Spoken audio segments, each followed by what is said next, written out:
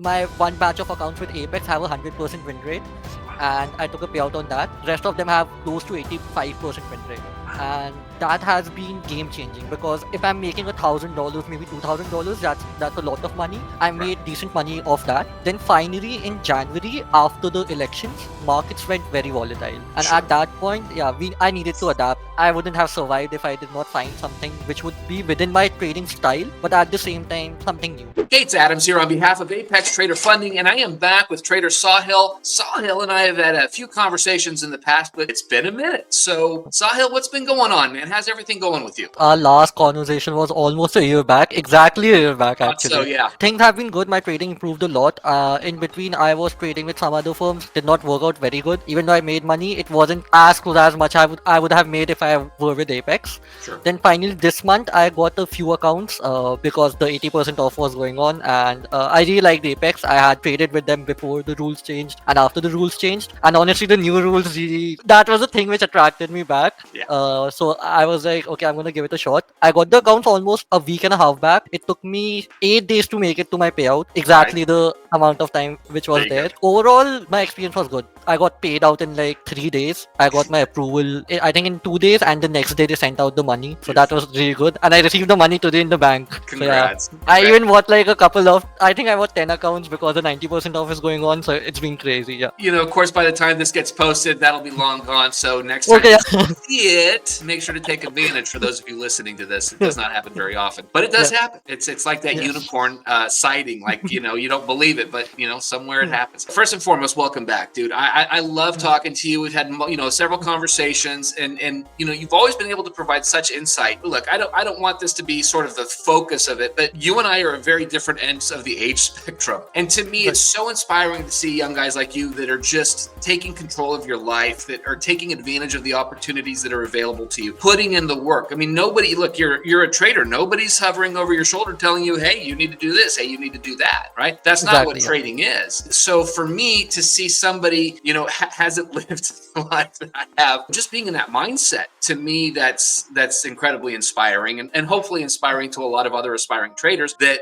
want to get there as well. Let's talk specifically on your trading, your strategy, what you've been doing. What have you been doing over the last year to refine your process to keep you consistent, to keep you profitable? I was trading ICT. I still trade ICT concepts. And back when I was a year back, I was doing 1:2s, 1:3s, a very high RR and a low win rate. Over the time, I realized that first that paying myself is the most important thing. And if I can keep a consistent win rate, which is way higher than maybe 55 or 60%, I can get to my payouts faster, and I'm less likely to go on tilt, because I realized the only reason I'm losing the accounts is because I have back-to-back losses, then I lose control and I end up blowing the account. Right. The best way to counter it, one, I can teach myself not to do that, which is very hard for someone as young as me and inexperienced. Again, it's just been 2 years since I've been trading. If I can have a very high win rate in a way that I do not to face a loss, I would be able to get myself paid and at the same time be consistent in the middle. I took a couple of payouts from that with Apex, and then I switched to, I had stayed on 1:1 for I think good 6-7 months. I made decent money off that. Then finally in January after the elections, markets went very volatile, and at that point, I needed to adapt. I wouldn't have survived if I did not find something which would be within my trading style, but at the same time something new. And that's when I think one of the creators, TBM, Trades by Matt, he uses negative RR, and I was very much fascinated with that. So yeah, I was watching his streams and I was like, maybe I should give it a try. And it worked crazy. My one batch of accounts with Apex have a 100% win rate, and I took a payout on that. And rest of them have close to 85% win rate, and that has been game changing because if I'm making $1,000, maybe $2,000, that's a lot of money. And now if I'm making consistently maybe $4,000 to $5,000 per month, that puts me like in the top 0.1% of the population. That's fantastic. And apart from that, one more thing which I've implemented is that before I would not give myself a time constraint or a goal on when I need to take out payouts. And as much as it did not put a lot of pressure on me, but when you're without a goal, you tend to slack off. So now I have done a rule that I'm going to take 2 trades a day. I'm going to aim for $400, not a lot. With 1 mini, that's just 20 points. Yeah. And that helps out a lot when I have it in my mind that I just need 20 points. That's an interesting commentary because I think everybody has to really evaluate who and what they are in order to Right. determine what style is going to be best for them. Because I have attempted to trade negative OR, and I was consistently pretty solid on my win rate, solid enough to be profitable. But I had a different issue. For me, if I had two lost trades in a row, then I would go on tilt because for me it Right. felt like I had to get 5 or 6 trades just to get back to even. Now, that was early in my trading career. There was definitely a lot of other mindset issues that were involved in that. But for me, what I found is the 2 to 3 to 1, I don't have to have the big win rate. So I don't have to me, I don't feel as beat up if I take a loss. Right. Now, that's the difference between my mindset versus your mindset. Everybody else out there, and I just say this as a cautionary note that Right. don't try to do what everybody else tells you to do. Exactly. Yeah. Figure out what Yeah. works for you, right? I Exactly. figured out what works for me. Yeah. You figured out what works for Yeah. you, and that's where we build who and what we are as traders. So Exactly. you throw out some 100% win rate commentary, and I gotta say, I understand the appeal. I absolutely do, man. That is so super exciting, and the level of consistency obviously requires an attention to detail, which I've never doubted has been a strength of yours. As we've communicated and as we've talked about trading in the past. But at this point now, you've sort of developed, you sort of found a niche that works really, really well for you. What's your mindset moving forward? Where do you go from here? How do you develop yourself as a trader from this point? When I'm trading, I'm still very emotional when it comes to, when I'm in a trade. Even though my trades now do last for maybe 10 seconds or maybe at max a minute, Yeah. that time, I think I go through a lot of emotions, and controlling that, the only way I have realized is that I need to create a level of buffer in my bank account that allows me to trade freely.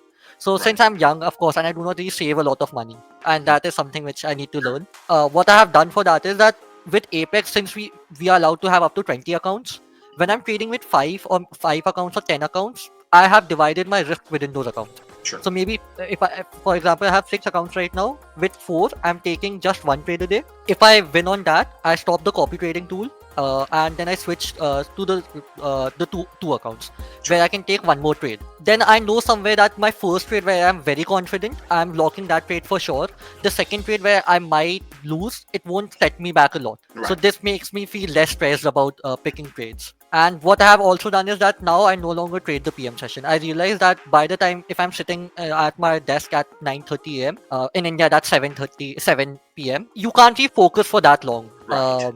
It takes a lot of mental power to be in the markets, and I realize that I'm better off just closing my systems within the first 2 hours. Then apart from that, I have picked up a few hobbies outside trading, which I think everyone should do. Should Because if do, you dedicate, absolutely. yeah, yeah, Wholeheartedly agree. I yeah, look, and I'm guilty as anybody of that.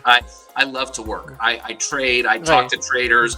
I create content around trading. I mean, trading is a huge part of my life, but it has right, come at the cost of other things. I don't have quote unquote hobbies, and I do yeah, think that that's important, and that's something that I am actually looking at. But I'll tell you, the level of self awareness and the self actualization that you have experienced, and again, I'm not going to make age the fundamental concept here, but it is impressive to see at any age. And thank you so much.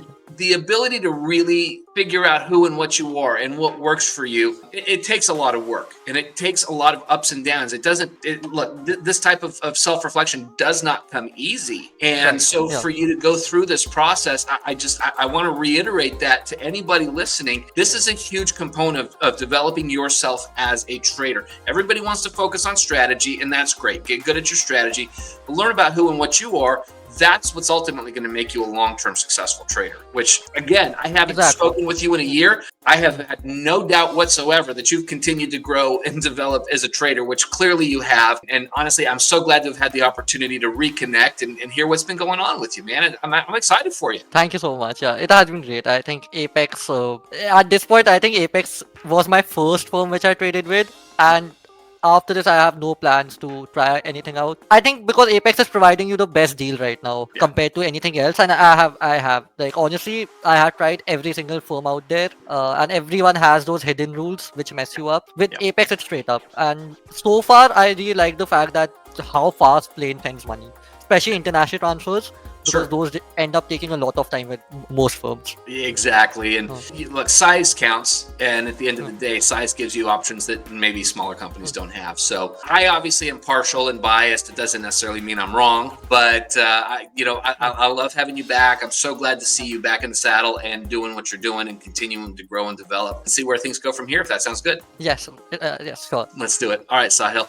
Great to see you again, man. I appreciate your time, and we'll catch up here soon. Thank you for having me.